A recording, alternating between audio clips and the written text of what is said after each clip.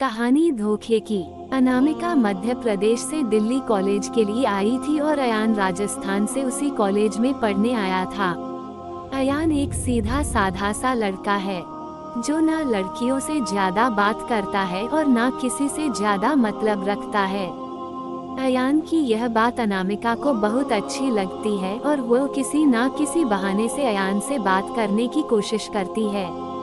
अनामिका दिखने में क्यूट लगती है। कुछ ही समय में अयान और अनामिका की दोस्ती हो जाती है। अयान धीरे धीरे अनामिका को पसंद करने लगता है। दोनों दिन भर कॉलेज में बातें करते अपने हर लाइक डिसलाइक को शेयर करते हैं और कुछ समय में बहुत अच्छे दोस्त बन जाते हैं। अयान की लाइफ में पहले कभी कोई लड़की आई नहीं थी, जबकि अनामिका के पहले दोस्त था और वह सबसे बात करती है। अयान को ये पसंद नहीं था। एक दिन बातों ही बातों में अयान अनामिका को अपने दिल की बात बता देता है। अनामिका उससे एक दिन का वक्त मांगती और कहती है, मैं कल तुम्हें इसका जवाब दूंगी। अनामिका सोचती, जब अयान कॉलेज पढ़ने आया था तब वह सिर्फ पढ़ाई पर ध्यान देता था, पर अब उसका पूरा ध्यान मुझ पर रहता है।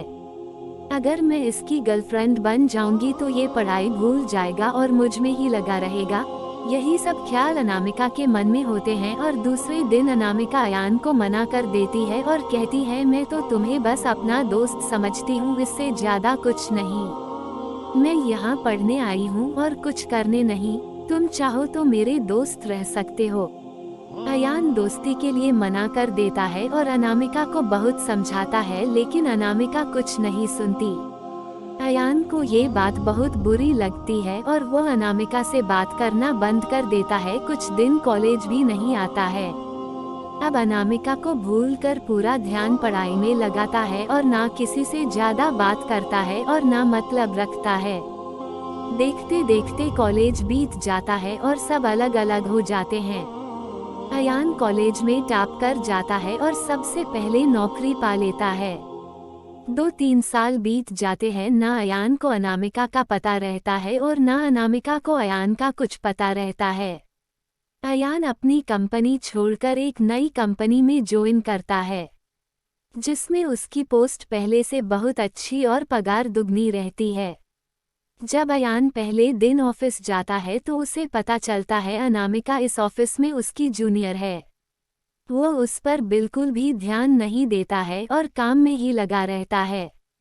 कुछ दिनों ऐसा ही चलता है, पर दोनों एक दूसरे को पहले से जानते थे और एक दिन दोनों को एक प्रोजेक्ट के लिए साथ में बाहर जाना पड़ता है।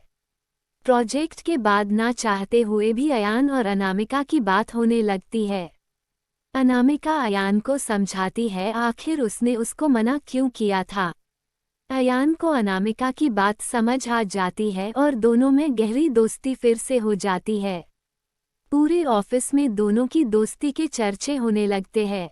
अयान सीधा साधा लड़का रहता है, उसको ज्यादा कुछ समझ में नहीं आता है।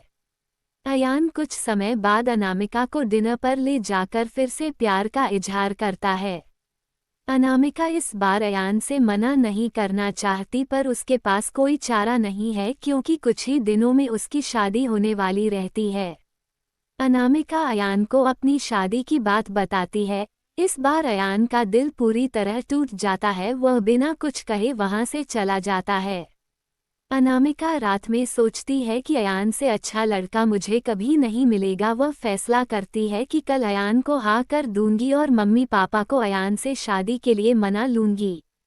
जब दूसरे दिन अनामिका ऑफिस जाती है तो उसको पता चलता है कि अयान ऑफिस छोड़कर चला गया और दोबारा कभी कंपनी में नहीं आएगा।